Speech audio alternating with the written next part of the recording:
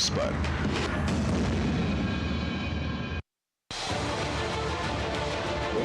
उत्तर से दक्षिण तक, पूर्व से पश्चिम तक, देश हो या दुनिया की खबर है तो पड़ताल जरूरी है।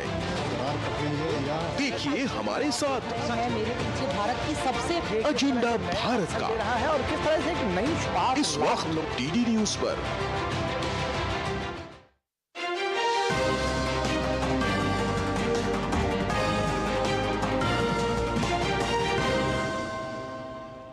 नमस्कार, आप देख रहे हैं डीडी न्यूज। मैं हूं आपके साथ भावना नैयर। देश और दुनिया की बड़ी और अहम खबरों को लेकर हाजिर हैं।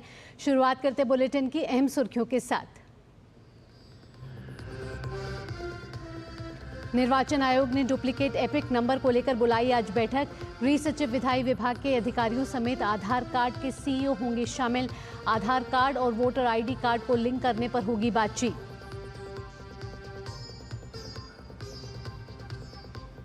रायसीना डायलॉग का आज दूसरा दिन। विदेश मंत्री डॉक्टर एस जयशंकर समेत तमाम केंद्रीय मंत्रियों का होगा संबोधन। अमेरिकी खुफिया विभाग की प्रमुख तुलसी गबार्ड का भी संबोधन आज।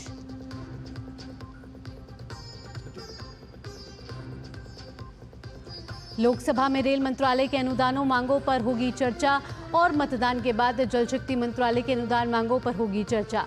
राज्यसभा में मणिपुर बजट पर चर्चा का जवाब देंगी वित्त मंत्री निर्मला सीतारमण।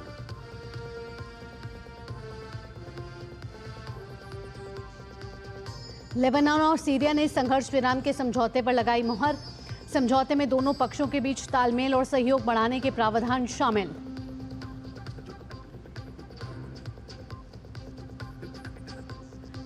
और खेल की खबरों में आज से स्विस ओपन टूर्नामेंट का आगाज। पीवी सिंधु और लक्ष्य सेन से वापसी की उम्मीदें। सिंधु का सामना मालविका बंसोड़ से और लक्ष्य सेन का मुकाबला एचएस प्रणॉय से। अब खबरें विस्तार से। भारतीय निर्वाचन आयोग ने आधार कार्ड और वोटर आईडी कार्ड को लिंक किए जाने पर निर्णय जल्द लेने के लिए कोशिशें तेज कर दी हैं। इसी सिलसिले में निर्वाचन आयोग ने आज एक बड़ी बैठक बुलाई है। इस बैठक में गृह सचिव, विधायी विभाग के अधिकारी समेत आधार कार्ड बनाने वाली एजेंसी के सीईओ शामिल होंगे। इस बैठक में आधार कार्ड और वोटर आईडी कार्ड को लिंक करने पर चर्चा सहित सभी पहलुओं पर विस्तार से चर्चा होगी। दरअसल डुप्लीकेसी या फर्जीवाड़े को खत्म करने में आधार से लिंकिंग प्रक्रिया पहले भी कारगर साबित हुई है।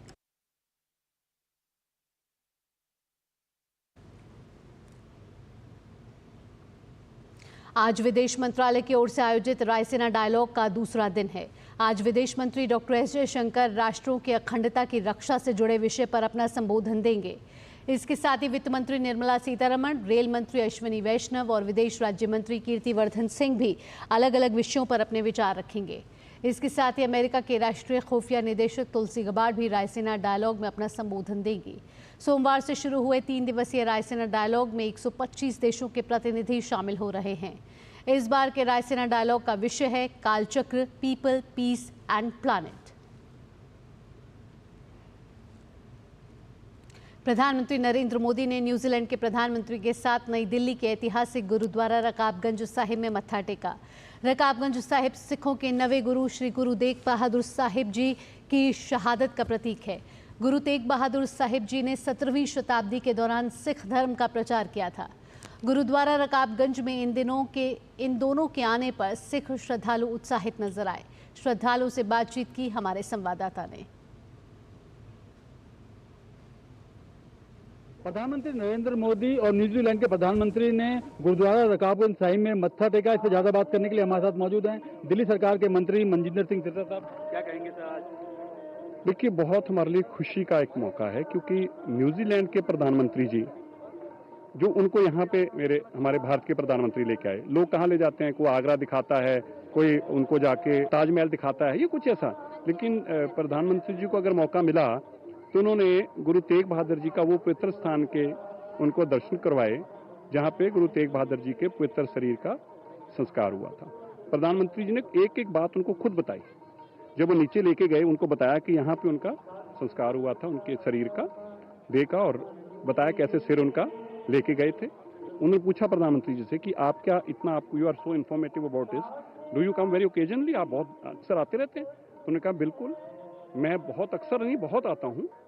और उन्होंने फिर ये भी बताया कि जो ये दस्तार है, ये जब इमरजेंसी थी और इमरजेंसी के अंदर डेमोक्रेसी को रिस्टोर करने के लिए हम प्रोटेस्ट कर रहे थे, उस वक्त फिर मैं भी, जैसे आप इनको देख रहे हैं, इसी तरह मैं भी दस्तार सजाकर और मैं भी इस लड़ाई को लड़ रहा था। तो हमें प्रसन्नता इस बात की है कि मेरे देश के प्रधानमंत्री हमारा गौरवमय इतिहास जब न्यूजीलैंड के प्रधानमंत्री को बता रहे हैं और वो प्रधानमंत्री वापस जाएंगे, जब जाके किसी सिख को न्यूजीलैंड में देखेंगे, उनके मन में कितना भाव होगा कि वहाँ के प्रधानमंत्री कितना सम्मान करते हैं इन लोगों का और कितना उनके मन में प्रेम भाव है इनके गुरु साहिबानों के प्रति कि मुझे वहाँ पर लेके गए थे कोई ताजमहल दिखाने नहीं। तो हमें बड़ी खुशी हुई, जैसे वो इतिहास उनको डिस्क्राइब करके बता रहे थे, हमें बड़ी प्रसन्नता हुई। न्यूजीलैंड के प्रधानमंत्री यहाँ पर नतमस्तक होने आए और उनको हमारे प्रधानमंत्री जी लेके आए, और ये बहुत हमें गौरव है कि हमारे प्रधानमंत्री ने हमारे सिख इतिहास के बारे में न्यूजीलैंड के प्रधानमंत्री को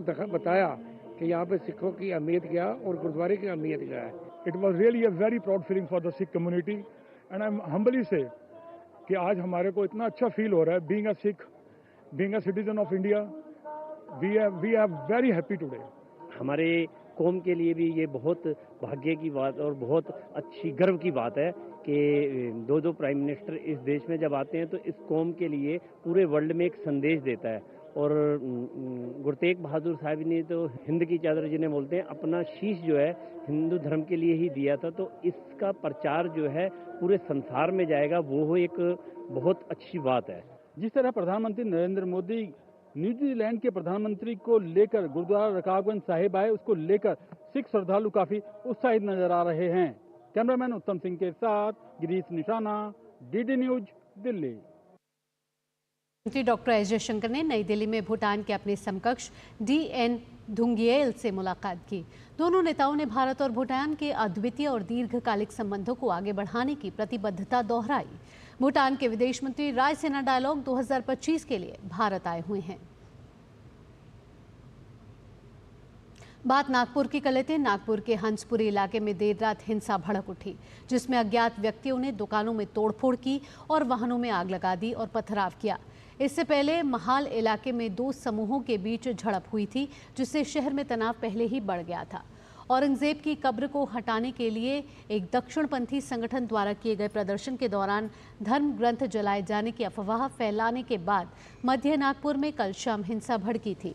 इस दौरान किए गए पथराव में 3 पुलिसकर्मियों समेत 9 लोग घायल हो गए। इस हिंसा के बाद कई इलाकों में अगले आदेश तक कर्फ्यू लगा दिया गया है। रात 10:30 बजे से रात 11:30 बजे के बीच ओल्ड भंडारा रोड के पास हंसपुरी इलाके में एक और झड़प हुई। एक अनियंत्रित भीड़ ने कई वाहनों को जला दिया और इलाके में घरों और एक क्लिनिक में तोड़फोड़ की।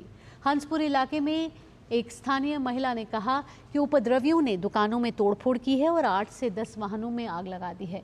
नागपुर पुलिस आयुक्त डॉक्टर रविंदर कुमार सिंगल ने बताया कि नागपुर शहर के कोतवाली, गणेशपेट, लक्कड़गंज, पचपावली, शांतिनगर, सक्करदरा, नंदनवन, इमामवाड़ा, यशोधरा नगर और कपिल नगर पुलिस थाना क्षेत्रों में कर्फ्यू लगाया गया है। ये कर्फ्यू अगले आदेश तक लागू रहेगा। पुलिस ने महल क्षेत्र के कई इलाकों में तलाशी अभियान के दौरान 15 लोगों को गिरफ्तार किया। महाराष्ट्र के मुख्यमंत्री देवेंद्र फडणवीस और केंद्रीय मंत्री नितिन गडकरी ने हिंसा के मद्देनजर शांति और सद्भाव बनाए रखने की अपील की है। नागपुर के महल इलाके में जिस प्रकार से तनाव की स्थिति निर्माण हुई, ये बहुत ही निंदनीय है।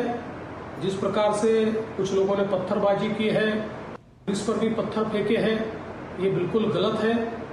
मैं स्वयं इन सारी घटनाओं पर नजर रखकर हूँ। मैंने पुलिस कमिश्नर को ये कहा है कि कानून व्यवस्था बनाने के लिए जो भी कड़े से कड़े कदम उठाने की आवश्यकता हो वो उठाए जाए और शांति को बनाया जाए। अगर कोई दंगा करता है, कोई पुलिस पर पत्थर फेंकता है, कोई समाज में तनाव निर्माण करता है, तो ऐसे सभी लोगों के ऊपर कड़ी कार्रवाई की जाए। और मैं सभी को अपील करता हूं कि नागपुर एक बहुत ही शांति प्रिय इस प्रकार की नगरी है, यहाँ की शांति भंग न हो, इस प्रकार से सभी लोगों ने व्यवहार और बर्ताव करना चाहिए। और कोई भी अगर इस प्रकार से तनाव निर्माण करने का प्रयास करेगा तो उसके ऊपर बहुत कड़ी कारवाई की जाएगी। नागपूरमध्ये काही अफवा पसरल्यामुळे धार्मिक तणाव निर्माण होण्याची स्थिती निर्माण झाली आहे. माझी सर्व बांधवांना विनंती आहे की त्यांनी कुठल्याही प्रकारच्या अफवांवर विश्वास ठेवू नये, शांतता प्रस्थापित करावी आणि कोणीही रस्त्यावर येऊ नये. सगळ्यांनी कायदा आणि व्यवस्थेला सहकार्य करावं. आपण सगळ्यांनी सहकार्य करावं आणि प्रेमाचं, सौहार्दाचं उत्तम वातावरण ठेवण्याकरता मदत करावी. खबर अब संसद के बजट सत्र के दूसरे चरण से जुड़ी हुई। लोकसभा में आज बजट सत्र के दूसरे चरण के अंतर्गत रेल मंत्रालय के अनुदानों की मांगों पर कल से शुरू हुई चर्चा को आगे बढ़ाया जाएगा। साथ ही चर्चा के बाद मंत्रालय के अनुदान मांगों पर मतदान भी होगा। लोकसभा में आज से जल शक्ति मंत्रालय के अंतर्गत आने वाले अनुदानों की मांगों पर चर्चा की भी शुरुआत होगी। चर्चा के बाद अनुदान मांगों पर मतदान भी होगा। राज्यसभा में विनियोग विधेयक 2025, विनियोग संख्या 2 विधेयक 2025, मणिपुर विनियोग लेखानुदान विधेयक 2025 और मणिपुर विनियोग विधेयक 2025 पर कल से शुरू हुई चर्चा को आज आगे बढ़ाया जाएगा। चर्चा के बाद चारों विनियोग विधेयक वापस किए जाने के लिए पेश किए जाएंगे। साथ ही वित्त मंत्री राज्यसभा में आज मणिपुर के लिए आवंटित बजट पर जवाब भी देंगी। इसके साथ ही उच्च सदन में आज स्वास्थ्य और परिवार कल्याण मंत्रालय के कामकाज पर चर्चा होना भी सूचीबद्ध है। राज्यसभा के उपसभापति हरिवंश ने संसद भवन में पुर्तगाल से आए संसदीय प्रतिनिधि मंडल के साथ मुलाकात की। पुर्तगाल का संसदीय प्रतिनिधि मंडल पुर्तगाल की संसद उपाध्यक्ष मार्कोस पेरेस्ट्रेलो के नेतृत्व में बैठक में शामिल हुआ। प्रतिनिधिमंडल का स्वागत करते हुए राज्यसभा के उपसभापति हरिवंश ने लोकतंत्र और बहुपक्षवाद के साझा मूल्यों से प्रेरित साझा इतिहास, समुद्री संबंधों, सांस्कृतिक और प्रवासी संबंधों पर आधारित भारत और पुर्तगाल के बीच सौहार्दपूर्ण संबंधों की सराहना की। केंद्रीय मंत्री सुकांता मजूमदार निर्वासित बांग्लादेशी लेखिका तस्लीमा नसरीन के मामले को लेकर पश्चिम बंगाल सरकार पर हमला बोला। सुकांता मजूमदार ने कहा कि अगर वो यहाँ रह रही हैं तो इससे राज्य सरकार को डर क्यों लग रहा है। नसरीन बंगाल में रहती थी। वो एक लेखिका है जो बांग्लादेश से विताड़ित हो चुकी है, भारत में असाइलम लेके रखी है। लेकिन उस समय जब सीपीएम की सरकार थी, जो खुद को सेकुलर यानी सीपीएम जो धर्म को नहीं मानने वाला, उन्होंने भी मुस्लिम फंडामेंटलिस्ट के प्रेशर की वजह से तस्लीमा नसरीन को बंगाल से बाहर निकाला था जब बुद्धदेव भट्टाचार्य की सरकार थी। और तब से तस्लीमा नसरीन बंगाल वापस नहीं आ पाई है। मेरा ये सवाल है कि तस्लीमा नसरीन अगर बंगाल में रहती है तो क्या जाता है। सरकार डर रही है मुसलमानों से, वो भी कौन से मुसलमानों से, जो मुसलमान जो सांप्रदायिक मानसिकता के मुसलमान हैं उनसे डर रही है। वक्फ बिल पर सड़क से लेकर संसद तक सियासी संग्राम जारी है। भाजपा के राज्यसभा सांसद बृजलाल ने वक्फ बिल को लेकर कांग्रेस पर हमला बोला। बृजलाल ने कहा कि कांग्रेस की राजनीति केवल मुस्लिम तुष्टीकरण के इर्द गिर्द ही घूमती है। तुष्टीकरण की राजनीति कर रही है कांग्रेस, करती रही। और ये जो आज ये लोग मुस्लिम लॉ पर्सनल बोर्ड इन्होंने किया है, केवल ये दबाव बनाने का तरीका है। ये जो है कांग्रेस के समय इनको अनलिमिटेड अधिकार थे। 1995 जो एक्ट बना, 2013 में अमेंडमेंट किया, इतना इनको अधिकार दिया कि जहाँ चाहते थे तहाँ ज़मीन ये हड़प लेते थे। इतनी ज़मीन यही राजधानी जब बनी 1911 में और ज़मीनें अक्वायर हुई, राजधानी बन गई, तो हम लोगों ने सेक्रेटरी अर्बन डेवलपमेंट को बुलाया था। 58 वर्ष बाद यहाँ नोटिस दे दिया गया था कि ये हमारी ज़मीन है और अर्बन डिपार्टमेंट को लड़ना पड़ा सुप्रीम कोर्ट तक।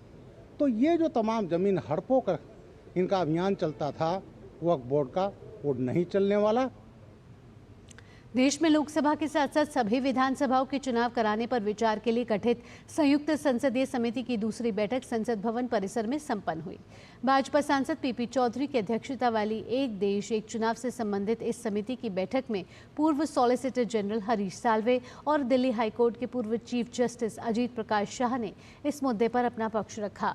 हरीश साल्वे एक देश एक चुनाव को लेकर बने पूर्व राष्ट्रपति रामनाथ कोविंद के नेतृत्व वाले पैनल का हिस्सा थे। उन्होंने एक साथ पूरे देश में चुनाव की सिफारिश भी की थी। करीब 5 घंटे तक चली इस बैठक में देश के शीर्ष संवैधानिक विशेषज्ञों ने अपने सुझाव रखे। गौरतलब है कि कमेटी ने बिल पर सुझाव के लिए स्टेक होल्डर्स की लिस्ट बना ली है। इसमें सुप्रीम कोर्ट के अलावा देश के अलग अलग हाई कोर्ट के पूर्व न्यायाधीश, चुनाव आयोग, राजनीतिक दल और राज्य सरकारें शामिल हैं। जेपीसी के अध्यक्ष पीपी चौधरी के मुताबिक आगे की बैठकों में शिक्षकों, छात्रों और प्रवासी मजदूरों के विचार भी लिए जाएंगे। जेपीसी की अगली बैठक 25 मार्च को होनी है। जेपीसी में भाजपा के 16 और कांग्रेस के 5 सहित कुल 39 सदस्य हैं। दिल्ली विधानसभा के नवनिर्वाचित सदस्यों के लिए आज से नई दिल्ली विधानसभा में 2 दिवसीय ओरिएंटेशन कार्यक्रम आयोजित किया जाएगा। लोकसभा अध्यक्ष ओम बिरला कार्यक्रम का उद्घाटन करेंगे। इसका उद्देश्य विधायकों को संसदीय प्रक्रियाओं, आचार संहिता और शासन के सर्वोत्तम तौर तरीकों के बारे में बताना है। इस कार्यक्रम के उद्घाटन सत्र में दिल्ली विधानसभा के अध्यक्ष विजेंद्र गुप्ता, उपाध्यक्ष मोहन सिंह बिष्ट, दिल्ली की मुख्यमंत्री रेखा गुप्ता और विपक्ष के नेता आतिशी सहित कई प्रतिष्ठित और गणमान्य व्यक्ति उपस्थित रहेंगे। दिल्ली विधानसभा के अध्यक्ष विजेंद्र गुप्ता ने कार्यक्रम के महत्व पर जोर देते हुए कहा कि यह विधायकों की विधायी क्षमताओं को मजबूत करने की एक महत्वपूर्ण पहल है। इससे उन्हें संसदीय प्रक्रियाओं, विधायी प्रारूपण और सार्थक बहसों के महत्व को समझने में मदद मिलेगी, जिससे वे विधानसभा में कारगर तरीकों से भाग ले सकेंगे। इस 2 दिवसीय कार्यक्रम में विशेषज्ञों के व्याख्यान, पैनल चर्चा और सुशासन, नीति निर्माण और साथ ही विधायी ढांचे पर केंद्रित सत्र होंगे, जिनमें विधायक परस्पर संवाद के जरिए जानकारियां हासिल कर सकेंगे। संसदीय लोकतंत्र शोध एवं प्रशिक्षण संस्थान यानी कि प्राइड इस दौरान प्रशिक्षण सत्र आयोजित करेगा, जिसमें संसदीय नियमों और विधायी तौर तरीकों के बारे में जानकारी दी जाएगी।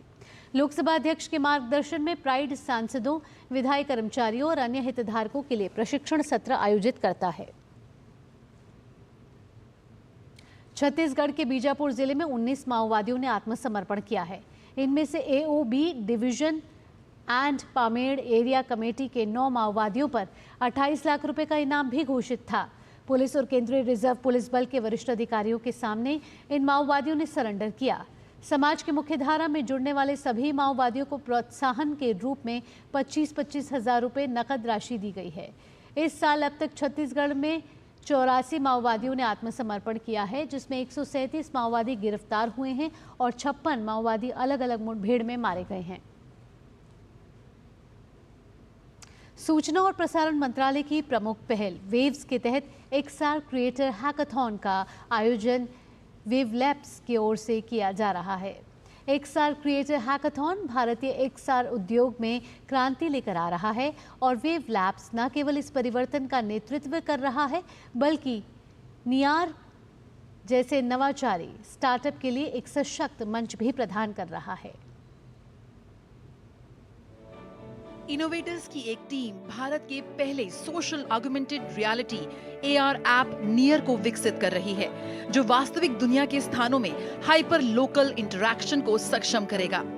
पारंपरिक सोशल मीडिया के विपरीत नियर उपयोगकर्ताओं को AR में पोस्ट देखने की अनुमति देता है, चाहे वे किसी कैफे, विश्वविद्यालय या सार्वजनिक स्थान पर हो। बस ऐप का कैमरा ओपन करना है और उपयोगकर्ता पिछले 24 घंटों में अपने सटीक स्थान पर किए गए पोस्ट के साथ इंटरैक्ट कर सकते हैं। नियर ऐप वर्तमान में अपने MVP चरण में है, जिसे XR क्रिएटर हैकाथॉन के अंतर्गत विकसित किया गया है और इसमें विस्तार की अपार संभावनाएं हैं। ऑडियो वीडियो के जो नए सेक्टर है, जो टेक्नोलॉजिकल सेक्टर है, जो अभी उभर रहे हैं, जैसे AR VR का सेक्टर है, गेमिंग का हमारा सेक्टर है, जो एक मार्केट में जो अभी जो एक पोटेंशियल रखता है, लगभग जो अराउंड 2030 तक हमारी 29 बिलियन 30 बिलियन तक की डॉलर की इंडस्ट्री बन सकता है, उसको हम कैसे एक बूस्ट दें, उस पे वेव्स का फोकस है। परीक्षित भार्गव, अखिल कुमार आनंद, अमित कुमार और प्रत्युष पराशर द्वारा विकसित इस परियोजना का उद्देश्य डिजिटल सामाजिक इंटरैक्शन को फिर से परिभाषित करना है। हम नियर एप्लीकेशन को इंडिया का पहला AR based social media application के रूप में प्रेजेंट कर रहे हैं। अभी तक इंडिया में जो भी सोशल मीडिया ऐप्स थे वो अल्टीमेटली किसी न किसी सोशल मीडिया ऐप के कॉपी थे, जिस कारण से बहुत ज़्यादा अटेंशन ग्रैब नहीं कर पा रहे थे। लेकिन अभी हम लोग एक बिल्कुल नए कॉन्सेप्ट पे काम कर रहे हैं। XR क्रिएटर हैकाथॉन महत्वाकांक्षा और प्रतिभा का एक मिश्रण है, जो पूरे भारत के प्रतिभाशाली लोगों को एक साथ लाता है। हैकाथॉन ने 250 से अधिक शहरों से 2200 से अधिक प्रतिभागियों को शॉर्टलिस्ट किया। शीर्ष फाइनलिस्ट देश के सभी कोनों से हैं, जिनमें से 34% नई दिल्ली और बेंगलुरु जैसे टियर 1 शहरों से हैं और 66% चेंगलपेट, मणिपाल और वेरावल जैसे टियर 2 और टियर 3 शहरों से आए हैं। फाइनलिस्ट में 19% महिलाएं हैं, जो XR स्पेस की तेजी से बढ़ती समावेशिता को दर्शाती हैं। ये हैकाथॉन वेव समिट का इनिशिएटिव है।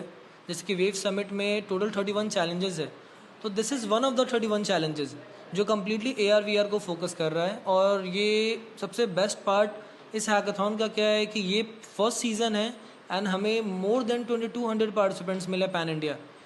विश्व ऑडियो विजुअल और मनोरंजन शिखर सम्मेलन मीडिया और मनोरंजन उद्योग में चर्चा, सहयोग और नवाचार को बढ़ावा देने के लिए एक महत्वपूर्ण मंच बनकर उभर रहा है। बहुत जल्द भारत मीडिया और मनोरंजन के लिए वन स्टॉप डेस्टिनेशन बनने जा रहा है, जहां दुनिया भर से लोग निवेश करेंगे, कंटेंट बनाएंगे और नए अवसर तलाशेंगे। Jaya Sinha, DD news, Delhi. वाणिज्य एवं उद्योग मंत्रालय द्वारा जारी आंकड़ों के अनुसार अप्रैल-फरवरी 2024-25 के दौरान वस्तु और सेवा निर्यात 6.24% बढ़कर 750.53 अरब डॉलर हो गया है, जबकि एक साल पहले इसी अवधि में यह 706.43 अरब डॉलर था। अप्रैल से फरवरी 2024-25 के दौरान वस्तुओं का निर्यात 395.63 अरब डॉलर रहा, जबकि पिछले वर्ष की समान अवधि के दौरान ये 395.38 अरब डॉलर था। इस अवधि में इसमें 0.06% की वृद्धि दर्ज की गई है। चालू वित्त वर्ष के अप्रैल-फरवरी के दौरान सेवाओं का निर्यात 354.90 अरब डॉलर रहा, जबकि 2023-24 की समान अवधि में ये 311.05 अरब डॉलर था।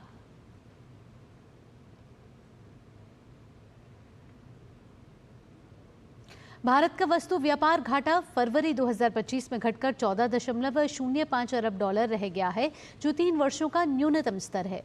जनवरी 2025 में यह 22.99 अरब डॉलर था। केंद्रीय वाणिज्य और उद्योग मंत्रालय ने ये आंकड़े जारी किए हैं। फरवरी में देश का वस्तु निर्यात 1.3% बढ़कर 36.91 अरब डॉलर हो गया है, जो जनवरी में 36.43 अरब डॉलर था। इस दौरान आयात 16.3% गिरकर 50.96 अरब डॉलर रह गया है, जो कि जनवरी में 59.42 अरब डॉलर था। इसके अलावा फरवरी में सेवा क्षेत्र का निर्यात 35.03 अरब डॉलर रहा, जो जनवरी के मुकाबले 9.1% कम है। सेवाओं का आयात समान रूप से गिरकर 16.55 अरब डॉलर रहा है। सरकार द्वारा जारी किए गए आंकड़ों के मुताबिक वस्तु निर्यात के मुख्य घटकों में इलेक्ट्रॉनिक सामान, इंजीनियरिंग सामान, ड्रग्स और फार्मा, चावल, रत्न एवं आभूषण शामिल हैं। भारत अमेरिका के साथ द्विपक्षीय व्यापार समझौते पर बातचीत कर रहा है। वाणिज्य सचिव सुनील बर्थवाल ने सोमवार को बताया कि भारत और अमेरिका द्विपक्षीय व्यापार समझौते के लिए कई लाभकारी मुद्दों पर सक्रिय रूप से चर्चा कर रहे हैं।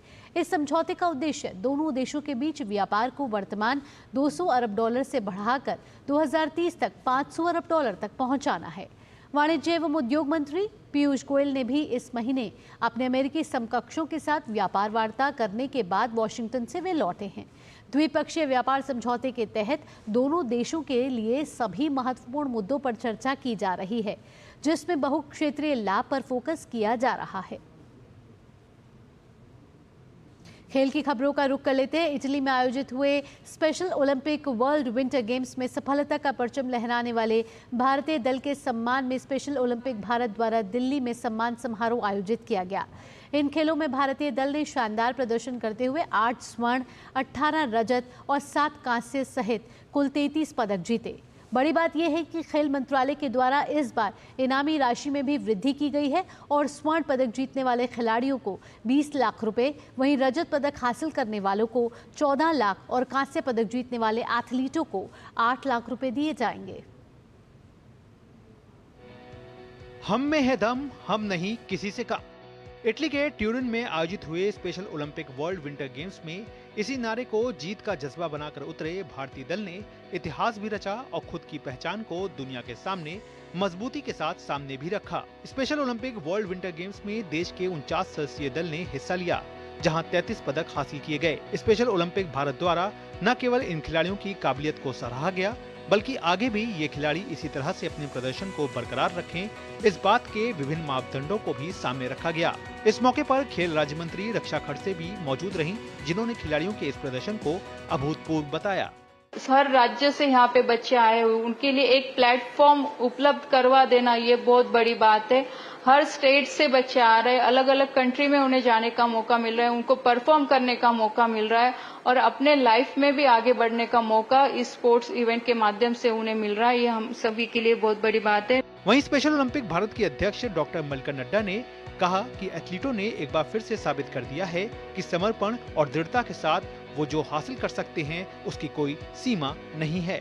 ये वर्ल्ड चैंपियंस हम सबके लिए पथ प्रदर्शक है, क्योंकि ये दिव्यांगजन है, लेकिन इसके बावजूद इन्होंने 102 देशों के बीच में अपना अस्तित्व स्थापित किया है और मेडल्स लेके ये जिस तरह से हमारे देश में वापस पहुंचे हैं, हम सबके लिए गौरव का विषय है। निश्चित रूप से इन खिलाड़ियों के द्वारा special Olympic world winter games में जीता गया पदक उनकी कड़ी मेहनत और उनके परिवार के अटूट समर्थन का प्रमाण है। Special Olympic world winter games का उद्देश्य खेल की दुनिया में समावेशिता को बढ़ावा देना है, जिससे सभी को पहचान हासिल करने का समान अवसर मिल सके और इस उद्देश्य की पूर्ति में ये खिलाड़ी लगातार खुद को आगे बढ़ा रहे हैं। Gaurav Kumar, DD news, Delhi. Swiss Open badminton tournament का आगाज आज से होगा। इस प्रतियोगिता में भारत की ओर से 2 बार की ओलंपिक पदक विजेता पीवी सिंधु, आकर्षि कश्यप, अनुपमा उपाध्याय, लक्ष्य सेन, मालविका बंसोड, एचएस प्रणॉय, किरण जॉर्ज और प्रियांशु राजावत अपनी चुनौती पेश करेंगे। विश्व के 16वें नंबर की खिलाड़ी पीवी सिंधु महिला एकल के पहले दौर में 28वें नंबर की खिलाड़ी भारत की मालविका बंसोड से भिड़ेंगे, जबकि लक्ष्य सेन पहले दौर में हमवतन एचएस प्रणॉय से भिड़ेंगे। इसी के साथ इस बुलेटिन में इतना ही। अगला कार्यक्रम आप देखेंगे नया सवेरा, मेरी सहयोगी आंचल गुलाटी गुंबर के साथ। फिलहाल के लिए मुझे दीजिए अनुमति। नमस्कार।